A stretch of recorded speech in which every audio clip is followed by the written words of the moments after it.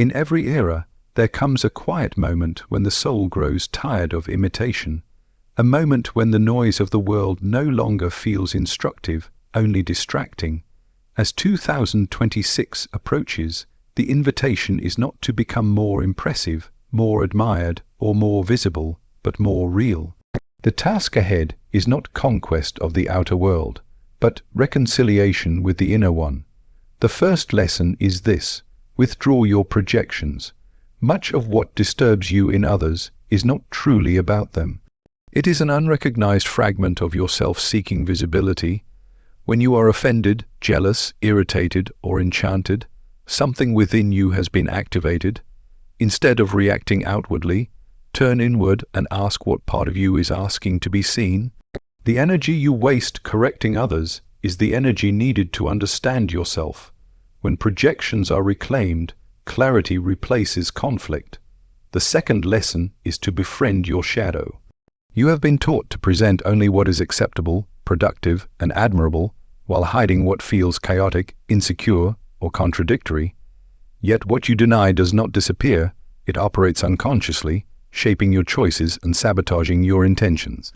Focusing on yourself in 2026 means courageously observing the traits you dislike, the impulses you suppress, the emotions you judge.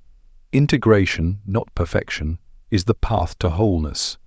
What you face within stops controlling you from behind. The third lesson is to stop living through borrowed identities. Society offers endless templates, roles, labels, trends, and expectations. They are convenient, but they are not you. When you identify too strongly with a persona, you lose contact with your inner voice. Ask yourself who you are when no one is watching, applauding, or criticizing. The more you listen to your own inner dialogue, the less dependent you become on external validation. Authenticity emerges when the mask loosens. The fourth lesson is to respect the language of your inner symbols. Your dreams, recurring thoughts, sudden emotions, and irrational attractions are not random. They are messages from deeper layers of your psyche, speaking in metaphor rather than logic. In 2026, focusing on yourself requires patience with ambiguity. Instead of forcing immediate answers, allow meanings to unfold. When you learn to listen to these symbols, you discover guidance that no external authority can provide. The fifth lesson is to accept solitude without mistaking it for isolation. True inner focus often requires stepping back from constant stimulation. Silence can feel uncomfortable because it removes distraction and exposes unresolved truths. Yet solitude is where self-knowledge ripens. It is where you confront who you are beyond your social function. In choosing solitude consciously, you are not rejecting others. You are restoring your own center. The sixth lesson is to take responsibility for your inner life. Blame is a refusal to grow. When you attribute your emotional state entirely to circumstances or people, you surrender your power. Responsibility does not mean self-criticism, it means authorship. You become the observer of your reactions, the interpreter of your experiences, the caretaker of your psychological balance. Growth begins the moment you stop asking who caused your pain and start asking what it is teaching you. The seventh lesson is to commit to becoming whole rather than admirable. The desire to appear successful, enlightened, or flawless is a subtle form of avoidance. Wholeness includes contradiction, uncertainty, strength, weakness, light, and darkness. When you aim for wholeness, your focus naturally returns to yourself, not in narcissism, but in honesty. You stop performing and start becoming. In 2026, focusing on yourself does not mean ignoring the world. It means engaging with it from a place of inner alignment rather than unconscious reaction. When the inner world is acknowledged, the outer world loses its power to fragment you. What you seek outside begins to organize itself within, and from that inner order, a more grounded, conscious life quietly takes shape. When attention is constantly directed outward, the inner life becomes fragmented and unconscious. Much of human suffering begins not from lack of ability or opportunity, but from misplaced attention. You watch others closely, measure yourself against them, react to their words, interpret their actions, and slowly your awareness drifts away from its natural home. Attention is a form of psychological energy, and wherever it is placed, life grows there. When it is scattered among comparisons, judgments, and expectations, the self weakens. To withdraw attention from others is not an act of rejection, but an act of recovery.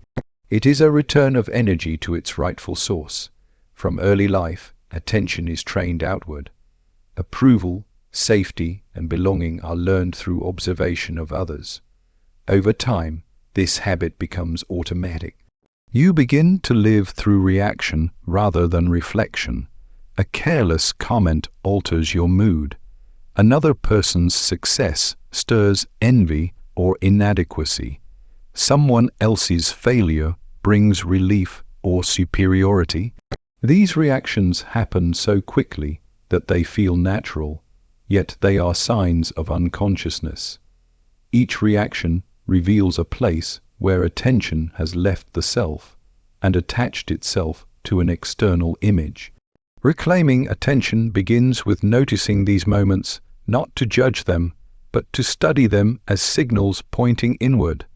Self-observation is not self-criticism. It is a neutral witnessing of inner movement. When attention returns inward, you begin to observe thoughts as events rather than truths, emotions as energies rather than commands. You notice patterns, recurring fears, familiar defenses, predictable desires. These patterns are not flaws. They are structures formed over time to protect, adapt, and survive. By observing them without immediate correction, you allow them to reveal their purpose. What was once automatic becomes conscious, and what becomes conscious loses its compulsive power. Much of what draws attention outward is projection. The mind unconsciously assigns its own unrecognized qualities to others. You admire traits you have not yet claimed. You resent traits you have not yet accepted. The person who irritates you often carries a quality you have disowned. The person you idealize often reflects a potential you have neglected. When attention is withdrawn from the object of projection and redirected toward the inner source, insight replaces fixation. You begin to see others more clearly, not as symbols of your inner conflict, but as separate individuals. Reclaiming attention also reveals how identity has been shaped by external mirrors. You learn who you are by how others respond to you, and over time this reflection hardens into a self-image. Yet this image is partial and fragile, dependent on circumstances beyond your control. When attention remains fixed on maintaining this image, inner development stagnates. Self-observation loosens this dependency. You begin to sense a deeper identity beneath roles and reactions, an observing presence that remains stable even as moods and situations change. Silence plays a crucial role in this process. Without constant stimulation, the mind initially becomes restless. Thoughts grow louder, emotions surface, discomfort appears. Many people interpret this as something going wrong and rush to distraction. In truth, this is attention returning home. What was ignored now asks to be acknowledged. Self-observation requires the patience to remain present with this discomfort, allowing the psyche to speak in its own language. Over time, this inner dialogue becomes clearer and less chaotic. As attention returns inward, responsibility naturally follows. You begin to see how your interpretations shape your experience more than events themselves. Two people can face the same situation and suffer differently, depending on their inner narrative. Self-observation exposes these narratives. You see where you exaggerate threat, minimize worth, or cling to certainty. This awareness does not immediately change behavior, but it creates space between impulse and action. In that space, choice becomes possible. Focusing on yourself in this way does not mean indifference to others. On the contrary, it reduces unconscious entanglement. When attention is no longer consumed by reaction, you can meet others without expectation or defense. Relationships become clearer, less charged. You listen rather than anticipate, respond rather than react. This clarity arises not from moral effort, but from reclaimed energy. There is also a creative dimension to withdrawn attention. When energy is no longer dispersed, it becomes available for imagination, insight, and renewal. New thoughts emerge, not borrowed from collective noise, but formed from inner necessity. You begin to sense what genuinely matters to you, independent of trends or approval. This sense of direction is quiet but persistent. It does not demand immediate action. It asks for alignment. Self-observation deepens over time. At first, you notice obvious reactions. Later, subtler movements appear, hidden motives, quiet resistances, unconscious loyalties. You see how the past lives in the present, not as memory but as pattern. Each recognition integrates another fragment of yourself. Wholeness grows not through addition, but through reunion. With sustained attention inward, the need to constantly explain, defend, or compare diminishes. You feel less compelled to prove your worth because you are no longer asking the world to define it. The self becomes a place you inhabit rather than a performance you maintain. From this position, action becomes more precise, less driven by fear or imitation. The withdrawal of attention from others is therefore not withdrawal from life. It is a movement toward depth. By reclaiming awareness, you recover authorship of your inner world. What once controlled you from the shadows becomes visible. What once scattered you begins to organize itself. Attention, returned to its source, becomes the foundation for clarity, balance, and conscious living. The need to appear acceptable is one of the earliest strategies the psyche develops. Long before conscious choice is possible, you learn which parts of you are welcomed and which are discouraged. Certain emotions are rewarded, others are corrected or ignored. Gradually, you shape yourself into what is permitted, not what is whole. This shaping is not deception, it is adaptation. Yet what is adapted away does not disappear. It waits, unexpressed, gathering energy in the background of the mind. The traits you deny often carry the most vitality. Anger, vulnerability, envy, ambition, sensitivity, assertiveness, fear, desire. These are not moral failures, but raw psychological forces. When they are rejected, they become distorted. Suppressed anger turns into passive aggression or resentment. Denied vulnerability hardens into emotional distance. Ignored ambition leaks out as comparison and dissatisfaction. By performing only what is socially acceptable, you live on a narrow surface of yourself, while the deeper currents operate without your awareness. Integration begins with honest recognition. You cannot integrate what you refuse to see. This requires a form of inner courage that does not seek justification or excuse. You observe your reactions and admit their presence without immediately trying to correct them. When jealousy appears, you do not disguise it as moral judgment. When insecurity arises, you do not cover it with confidence. This honesty is not indulgence, it is clarity. What is named becomes conscious, and what becomes conscious can be transformed. The performance of identity is exhausting because it requires constant monitoring. You watch yourself through the imagined eyes of others, adjusting tone, behavior, and expression to maintain coherence. This vigilance drains psychological energy and creates inner division. One part of you acts, another observes and judges. Integration dissolves this split. When denied traits are acknowledged internally, they no longer demand expression through sabotage or compulsion. Many fear that accepting darker traits will lead to loss of control. The opposite is true. What remains unconscious controls behavior more effectively than what is known. An unacknowledged impulse does not disappear. It influences choices indirectly. By integrating denied traits, you do not act them out blindly. You understand them.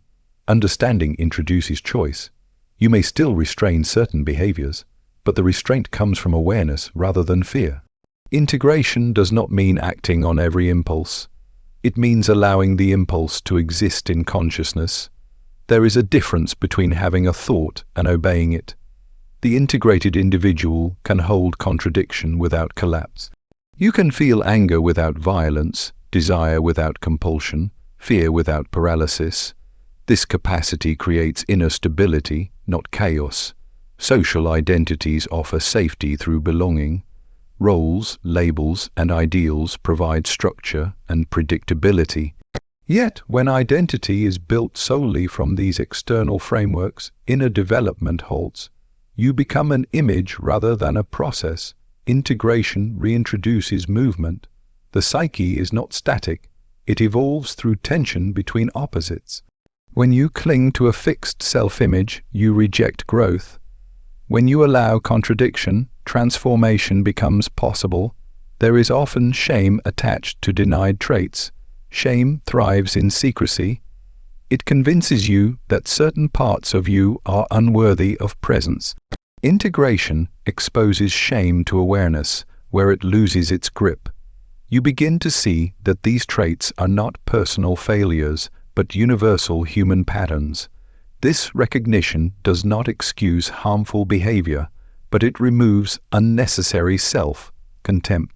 From this position, responsibility becomes easier, not harder. Relationships reflect the state of your integration. What you deny in yourself, you often encounter in exaggerated form in others. You attract conflict where inner conflict exists. As integration deepens, these projections weaken. You respond to others with less intensity because they are no longer carrying your disowned material. This does not make relationships perfect, but it makes them clearer and less charged. Integration is not a single event, but a continuous practice. Each stage of life reveals new layers. What was once integrated may later require revision as circumstances change. This ongoing process keeps the psyche alive. Stagnation occurs not from lack of achievement, but from refusal to update the inner map. As denied traits are integrated, a deeper form of confidence emerges. It is not based on superiority or approval, but on familiarity with yourself. You know your capacities and your limits. You are less threatened by criticism because it no longer exposes something unknown. You are less seduced by praise because it no longer defines you. This grounded confidence is quiet and durable. Performance seeks admiration. Integration seeks coherence. Performance fragments the self into acceptable and unacceptable parts. Integration reunites them into a functioning whole. When inner division decreases, energy becomes available for meaningful action. Creativity increases because fewer resources are spent on self. Censorship. Decision-making becomes clearer because motives are less concealed. To integrate denied traits is to stop negotiating with an imaginary audience and start listening to your actual inner life. It is a movement from image to substance, from adaptation to authenticity, from survival to development. When you no longer perform a narrow version of yourself, the psyche gains flexibility. You are no longer defined by what you hide, but by what you understand. From the moment you learn to speak, you are trained to listen outward. Instructions, opinions, rules, praise, and criticism form a constant stream that teaches you how to think, feel, and evaluate yourself. Over time, this external chorus becomes internalized, and you mistake it for your own voice. Yet beneath this noise exists another form of guidance, quieter and less direct, speaking not in commands, but in images, feelings, and recurring patterns. To listen inward is to relearn a forgotten language. The inner world does not communicate through linear logic. It speaks through symbols because symbols can hold multiple meanings at once. A recurring dream, an irrational fear, a sudden attraction, or a persistent thought is not an error in thinking but a message encoded in metaphor. When these signals are ignored, they intensify. When they are misunderstood, they repeat. Listening requires patience, not control. The desire for immediate clarity often blocks understanding because the psyche reveals itself gradually. External approval offers quick certainty. It tells you who you are supposed to be, what is valued, and how success is measured. This certainty is comforting, but it comes at a cost. When approval becomes the primary guide, inner signals are dismissed as inconvenient or irrational. You learn to distrust your instincts and replace them with borrowed standards. Over time, this creates a split between lived experience and inner truth. The result is confusion, restlessness, and a vague sense of misalignment. Listening to inner symbols begins with attention. You notice what repeatedly captures your emotional energy. Certain images stay with you. Certain situations trigger disproportionate reactions. Certain desires persist despite rational objection. These are not obstacles to overcome but clues to examine. Instead of asking whether they are logical or acceptable, you ask what they are pointing toward. Meaning is not imposed, it is uncovered. Dreams are among the most direct expressions of inner symbolism. They rearrange experience into narrative form, revealing conflicts, compensations, and unresolved tensions. To dismiss them as meaningless is to ignore a nightly report from the deeper mind. Even when their content seems strange or disturbing, their function is corrective rather than malicious. They reveal what waking consciousness overlooks. When approached with curiosity rather than fear, they offer orientation. Emotions also function symbolically. An emotion is not just a reaction to circumstance. It is a signal about relationship between inner expectation and outer reality. Persistent anxiety may point to unacknowledged conflict. Chronic boredom may signal neglected potential. Sudden anger may protect a violated boundary. When emotions are suppressed or explained away, their message is lost. When they are observed and questioned, they become informative. Listening inward requires tolerance for uncertainty. Inner symbols rarely provide direct instructions. They suggest direction rather than destination. This ambiguity frustrates a mind conditioned to efficiency and control. Yet this openness allows integration. Meaning evolves as awareness deepens. What initially appears as confusion often resolves into insight when given time. External approval tends to reward consistency. Inner truth often demands change. This creates tension. You may feel drawn towards something that threatens your established identity. Listening inward does not guarantee comfort, but it offers alignment. The discomfort of growth is different from the exhaustion of suppression. One expands the self, the other contracts it. As you listen inward, you begin to recognize patterns that shape your life choices. Certain relationships repeat with minor variations. Certain obstacles appear at predictable moments. These patterns are not accidents. They are expressions of unresolved inner themes seeking resolution. When you respond unconsciously, the pattern repeats. When you respond with awareness, the pattern evolves. Inner symbols are personal. What carries meaning for one person may be irrelevant to another. This individuality cannot be standardized. External systems attempt to universalize value, but inner guidance resists simplification. Listening inward requires trust in your own experience. This trust develops gradually as inner observations prove accurate over time. When inner symbols are ignored, they often manifest physically. Tension accumulates in the body. Fatigue appears without clear cause. motivation declines, the psyche seeks expression through whatever channel is available. Listening earlier prevents this escalation. The body, like dreams and emotions, speaks symbolically. Sensations, posture, and energy levels provide information about inner state. Listening inward also alters how you perceive the world. You become less reactive to opinion and more responsive to meaning. Feedback is considered rather than absorbed. Criticism becomes data rather than identity. Praise becomes acknowledgement rather than validation. This shift does not isolate you from others. It grounds you within yourself. As inner listening deepens, decision-making changes. You no longer rely solely on pros and cons. You sense alignment or resistance beyond logic. This does not replace rational thought, it complements it. Decisions made with inner agreement carry less regret, even when outcomes are uncertain. You act with coherence rather than compulsion. There is a humility required in this process. Inner listening does not elevate you above others. It confronts you with your own limitations and contradictions. It reveals where you deceive yourself and where you avoid responsibility. This honesty is stabilizing. You no longer need to defend an image because you are engaged in a process.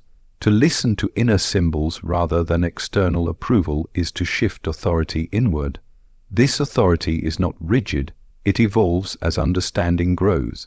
It does not promise perfection, but it offers orientation.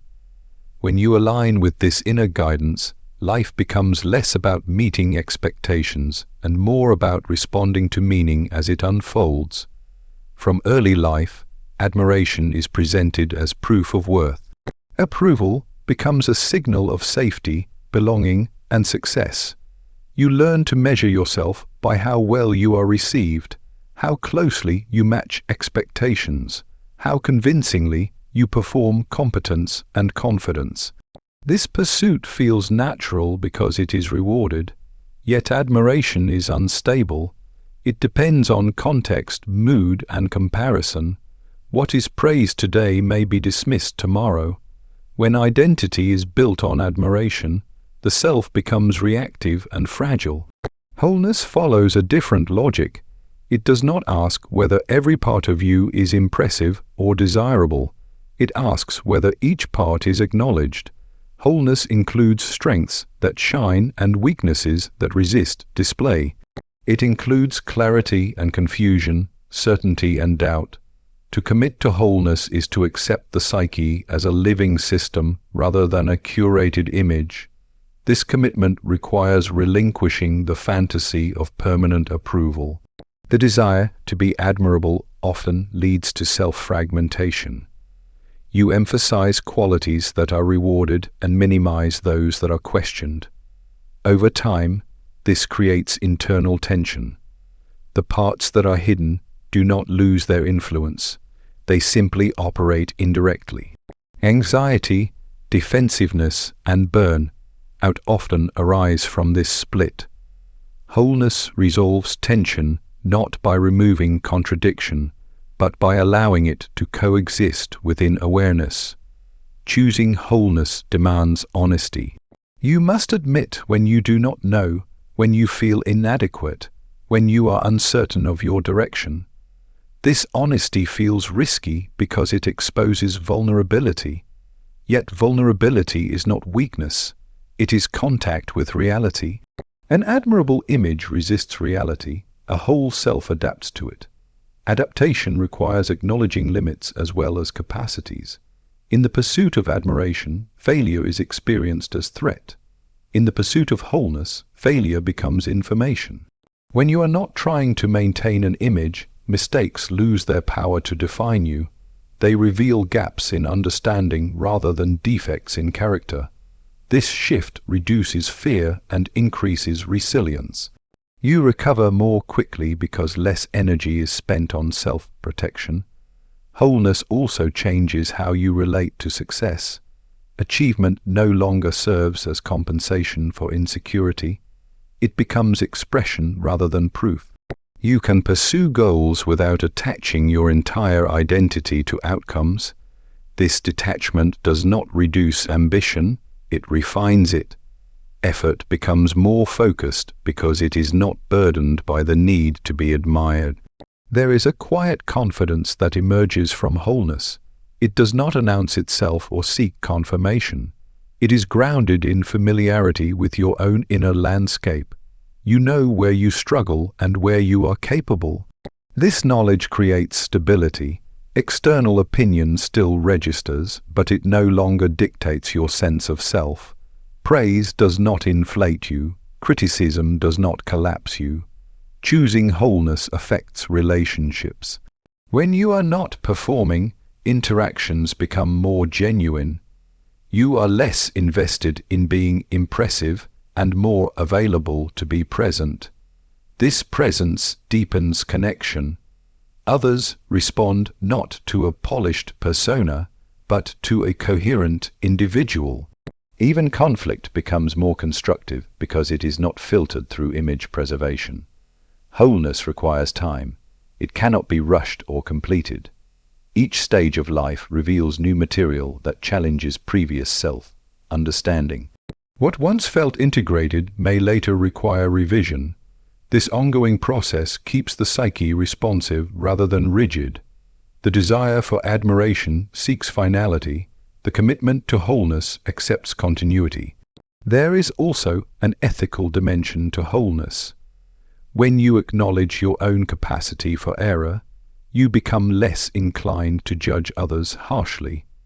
Compassion grows from self-knowledge. You recognize shared patterns rather than isolated flaws. This recognition does not excuse harmful behavior, but it contextualizes it within human complexity.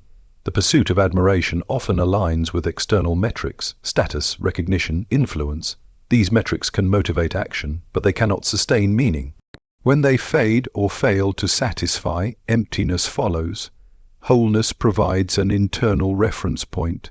Meaning arises from coherence between inner values and outer actions. This coherence does not guarantee ease, but it offers orientation. Committing to wholeness means accepting that not all parts of you will be celebrated. Some will be misunderstood, questioned, or ignored. This acceptance frees you from constant self-editing. Energy once spent on impression management becomes available for growth, creativity, and reflection. Life feels less performative and more lived. As admiration loses its centrality, comparison diminishes. You no longer measure your worth against others because worth is no longer a competition. Each individual's path becomes distinct. This reduces envy and resentment. You appreciate difference without needing it to validate or threaten you. To choose wholeness over admiration is to step out of the economy of appearances and into the process of becoming. It is a movement from surface to depth, from reaction to reflection, from image to integration. In this commitment, the self is not perfected, but it is inhabited more fully.